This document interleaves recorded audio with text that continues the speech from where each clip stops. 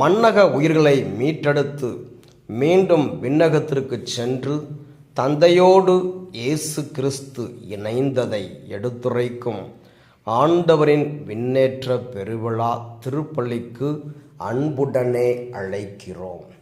இறை தந்தையின் திருவுளத்தை நிறைவேற்றி மண்ணக உயிர்களுக்காக மீண்டும் மீண்டும் பரிந்து பேசவே இயேசு கிறிஸ்து விண்ணகம் பயணிக்கிறார்.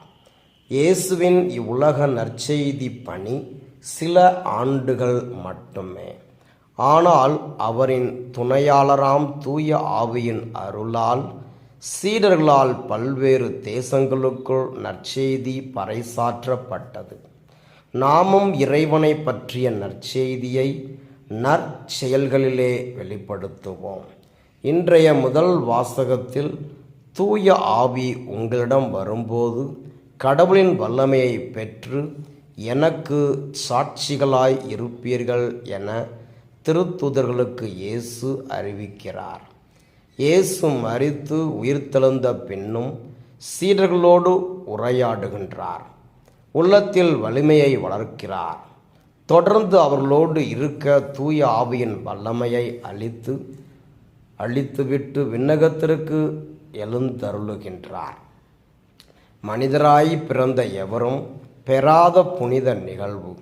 இந்நிகழ்வை நாம் மனதிற்கொள்வோம். மண்ணக வாழ்வு என்பது விண்ணகத்திற்கு செல்லும் நுழைவு சீட்டிற்கான போராட்டம். நேர்மையாய் ஓடி வெற்றி பெறுவோம்.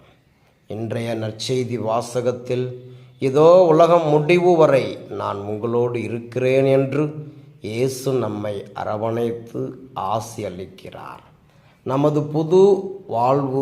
நமது வாழ்வு பிறருக்கு முன்மாதிரியானால்தான் நாம் நடக்கும் வாழ்க்கை பாதை நற்செய்தியாகும்.